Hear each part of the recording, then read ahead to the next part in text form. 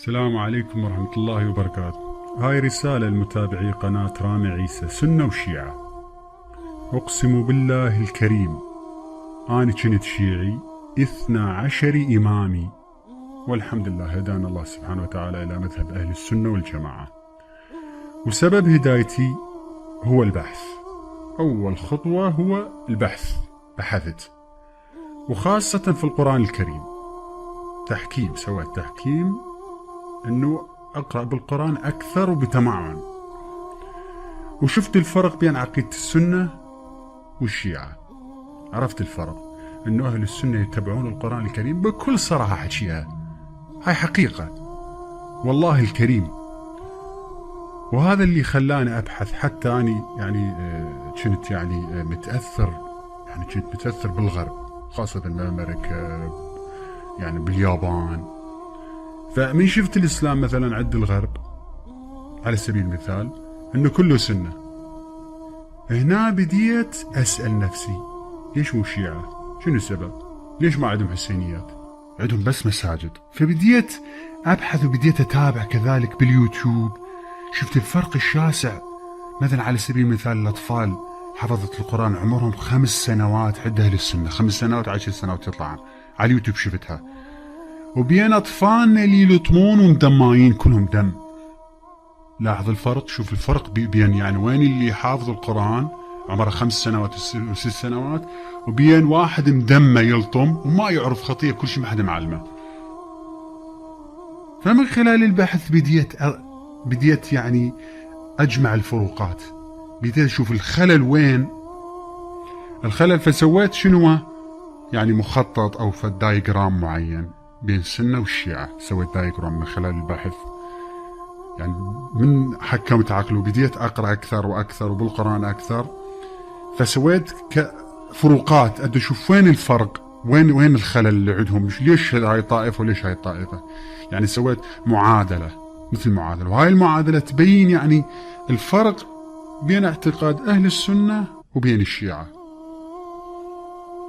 فسويت مخطط وبديت أطلع الفروقات، وين ذولا يتبعون وذولا شنو اللي يتبعونه.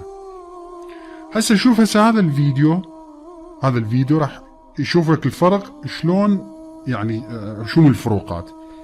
شوف هذا الفيديو بارك الله فيك. هسه هاي المعادلة الشيعية المزيفة اللي من التاريخ أخذناها. مظلومية الزهراء زائد مظلومية الحسين تقسيم البراءة من الصحابة ولعنهم تساوي سوء الظن بعقيدة المخالف اللي هم أهل السنة. نتج عندنا شنو النتيجة؟ السب واللعن والطعن، وبالتالي ما راح تتقبل أي فكرة تأتي خارج المذهب الشيعي. سؤال: لماذا أسميناها عقيدة مزيفة أو معادلة مزيفة؟ الجواب: لأننا لم نجدها في القرآن الكريم. هذه المعادلة ما لقيناها بالقرآن الكريم.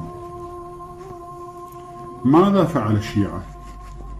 علماء الشيعة المتقدمين، الكليني، الطبرسي، الطوسي، نعمة الله الجزائري، قالوا القرآن محرف. كيف القرآن محرف؟ لأن هذه المعادلة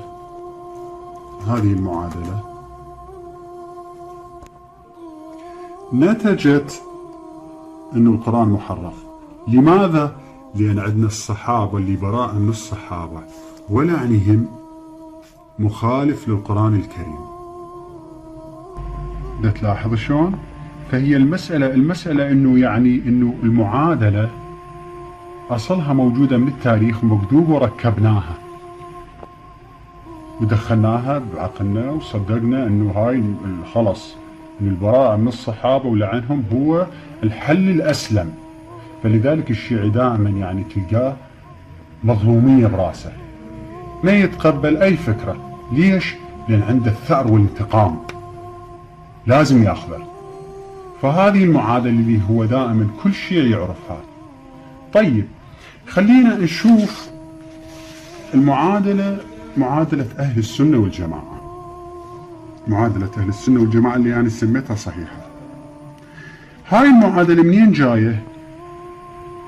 من القرآن. لاحظ، ركز وياي. محمد والذين معه أشداء على الكفار رحماء بينهم. هذه آية. زائد وإن طائفتان من المؤمنين اقتتلوا فأصلحوا بينهم. في إنما المؤمنون أخوة فأصلحوا بين أخويكم. تقسيم تلك أمة قد خلت لها ما كسبت ولكم ما كسبتم.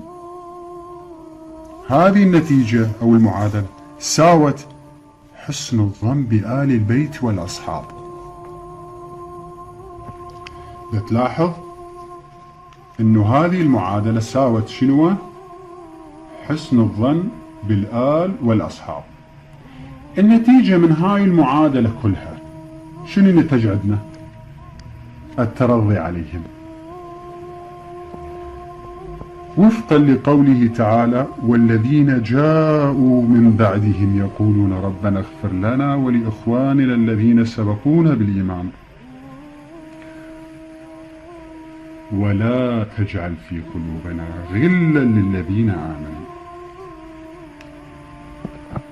لاحظ، شوف القرآن كيف أحكمنا ولا تجعل في قلوبنا غلا للذين آمنوا. ليش؟ لأن هاي العقيدة من القرآن الكريم. طيب، سؤال، لماذا أسميناها عقيدة صحيحة أو معادلة صحيحة؟ الجواب: لأنها موجودة وين؟ بالقرآن الكريم. لاحظ، كلها آيات. محمد والذين معه أشداء على الكفار رحماء بينهم، زائد وإن طائفتان من المؤمنين اقتتلوا فأصلحوا بينهم، في إنما المؤمنون أخوة فأصلحوا بين أخويكم. تقسيم تلك أمة قد خلت لها ما كسبت ولكم ما كسبتم، ساوت حسن الظن بالله. فإذا نلاحظ هسه احنا إذا نلاحظ رحماء بينهم فأصلحوا بينهم، إنما المؤمنون أخوة فأصلحوا بينهم. يعني أنا أريد أسأل سؤال،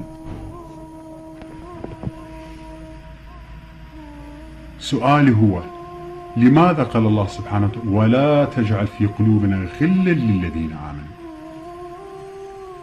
لماذا؟ هذا السؤال اللي يطرح نفسه. لأن شنو؟ تلك أمة قد خلت. لاحظت شلون؟ فإذا هسه تلاحظ أنه المعادلتين بين المعادلة الشيعية، بشوف يقول مظلومية الزهراء، هنا الله سبحانه وتعالى يقول محمد والذين معه شدة رحماء بينهم. هنا نقول مظلومية الحسين، هنا نقول وإن طائفتان من المؤمنين اقتتلوا فأصلحوا بينهما.